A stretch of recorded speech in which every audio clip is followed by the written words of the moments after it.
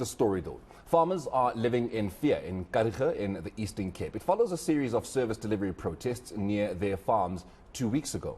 Well, protesters eventually took their frustrations out on farmers, looting and vandalizing farms. eNCA's Nceba Ntlanganiso reports that farmers are now counting the costs.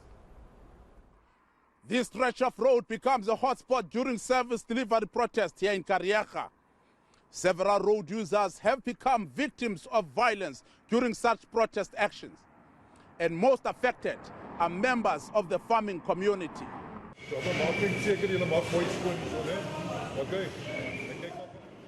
Kevin Miller has been a pig farmer for 26 years.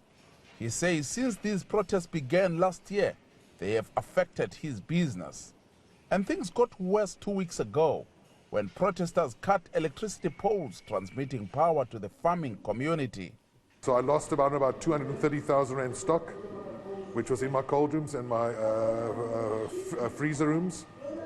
And then a few days later, they chopped down 19 poles.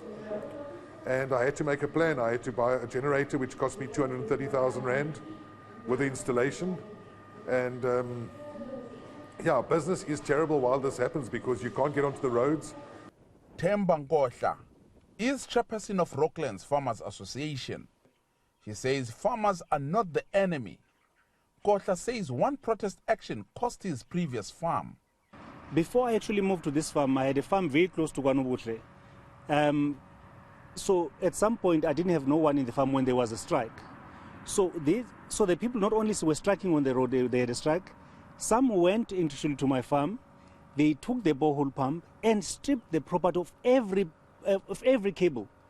And the doors were broken, the house, the roof, and it's actually they stole things inside the house. I had actually said to sell that land at a very low price because I wanted to get rid of it. Luyanda Manyam is a community leader of Area 11 in KwaNobuhle.